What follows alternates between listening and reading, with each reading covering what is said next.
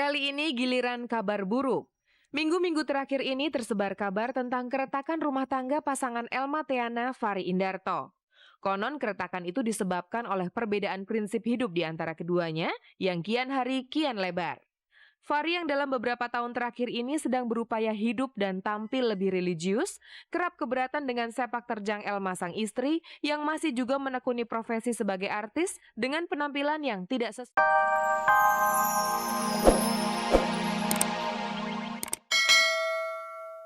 Siapa yang menyangka kalau bintang pujaannya bisa menjadi lawan main di sebuah sinetron? Setidaknya itu yang dialami Dara berkulit putih Rorencia Natasha Cijuardi yang sudah ngefans berat dengan Desi Ratnasari sejak ia duduk di bangku sekolah dasar. Dari aku masih SD, aku suka ngikutin sinetronnya dia, film-film layar lebarnya gitu-gitu. Gak tahu kenapa, mungkin aku suka pertama aktingnya, terus setelah aku kenal orangnya, aku lebih suka lagi karena kepribadiannya itu aja. Gara-gara kekagumannya pada Desi, Roren pun bercita-cita ingin menjadi artis. Nasib baik rupanya berpihak pada cewek kelahiran Jakarta 6 Agustus 1984. Setelah melalui proses casting, rupanya Roren bermain bareng dalam sinetron Cinta Tiada Akhir dengan Desi Ratnasari. Roren berperan sebagai Fani, anak dari Desi. Tentu saja kesempatan ini menjadi pengalaman berharga sekaligus membanggakan buatnya. Kekaguman Roren semakin menjadi setelah penyuka warna ungu mengenalnya lebih dekat lagi.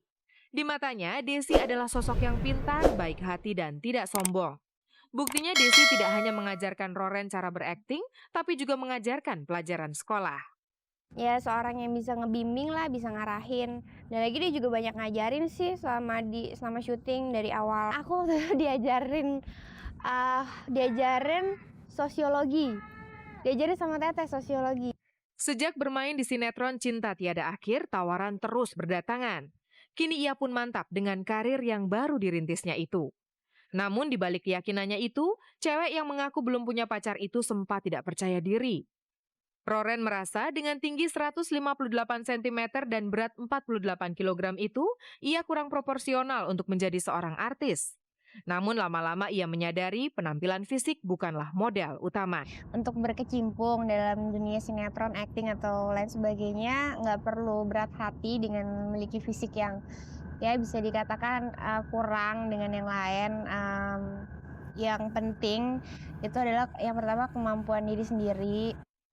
Begitu banyak peristiwa yang terjadi selama sepekan ini.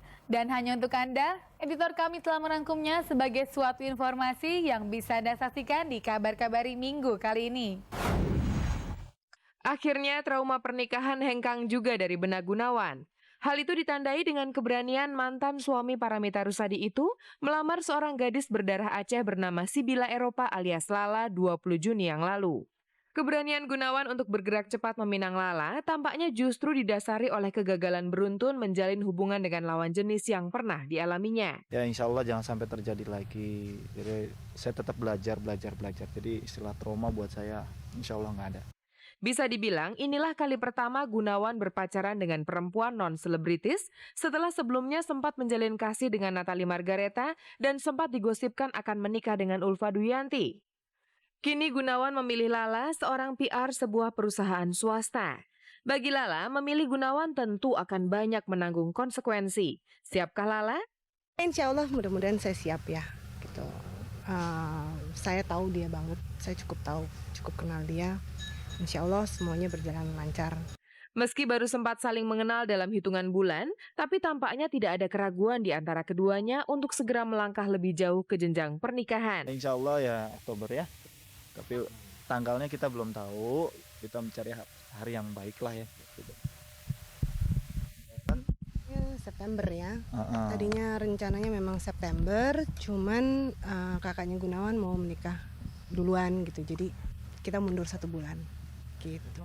Pemirsa, kedekatan Gunawan dengan Lala kabarnya tidak lepas dari andil Bella Safira, sahabat Lala, yang berperan sebagai comblang. Dari Bella lah Lala tahu jika Gunawan sedang tidak memiliki hubungan dengan wanita manapun, termasuk dengan Natalie Margareta. Kalau comblang banget sih enggak lah, maksudnya mereka kan udah dewasa, udah ya kalau mereka nggak seneng dicomblangin gimana juga nggak mungkin jadi kan. Tapi kalau mereka memang udah seneng, nggak usah dicomblangin juga pasti jadi gitu. Kali ini giliran kabar buruk. Minggu-minggu terakhir ini tersebar kabar tentang keretakan rumah tangga pasangan Elma Theana Fahri Indarto. Konon keretakan itu disebabkan oleh perbedaan prinsip hidup di antara keduanya yang kian hari kian lebar. Fahri yang dalam beberapa tahun terakhir ini sedang berupaya hidup dan tampil lebih religius, kerap keberatan dengan sepak terjang Elma sang istri yang masih juga menekuni profesi sebagai artis dengan penampilan yang tidak sesuai dengan keinginannya. Sedang bagi Elma yang memang seorang artis, untuk dapat memenuhi seluruh tuntutan Fahri suaminya, ia sudah merasa mencoba tapi belum bisa. Selain itu ia punya prinsip, segala perubahan harus muncul dari dalam diri dan bukan karena paksaan. Pertentangan inilah yang akhirnya membuat rumah tangga mereka menjadi tegang. Ketika dikonfirmasi tentang kabar tak sedap ini, Elma tidak mau berkomentar banyak. Tidak membantah tapi tidak juga mengiyakan. Saya udah sepakat dengan suami saya, belum bisa ngasih komentar apa-apa dulu, nanti pokoknya kita ini deh. Pasangan Elma Fahri menikah 6 Desember 98 dan 9 bulan kemudian tepatnya 6 September 99 mereka dikaruniai seorang anak perempuan yang kemudian diberi nama Rosalinda. Jadi kalau dihitung-hitung sampai saat ini sudah hampir 5 tahun mereka membina rumah tangga. Sungguh sangat disayangkan jika akhirnya mereka harus bubar di tengah jalan. Sebenarnya sudah segawat apa sih masalah rumah tangga mereka? Kalau rumah tangga itu maklum wajar ya kalau ada masalah gitu. Kita masih bisa nyelesain. Tapi saya mohon sekali teman-teman minta pengertiannya. Kalau saya tidak bisa ngomong apa-apa dulu gitu. Nanti pokoknya ada saatnya saya akan ngomong ya. Udah.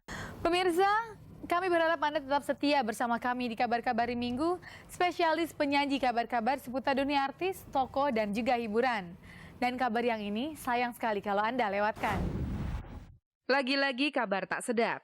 Kali ini tentang perseteruan sesama musisi antara Katon Bagaskara dengan grup Audiensi.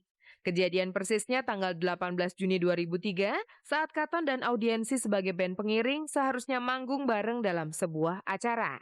Tapi rencana itu batal karena di antara keduanya terjadi perselisihan tentang jadwal latihan. Katon yang rencananya latihan ternyata setelah ditunggu tiba-tiba membatalkan kehadirannya secara sepihak. Karena Audiensi cuma ngasih satu tanggal dan 1 jam. Ya nyuwun sewu ya, kita berdua sibuk ya.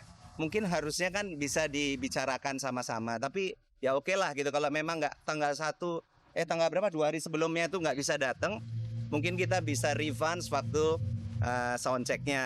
Kira-kira jam 7 Katon telepon. Mas Katon telepon bahwa dia nggak bisa datang gitu. Gimana kalau seperti dia sampaikan tadi di advance nanti pas acara.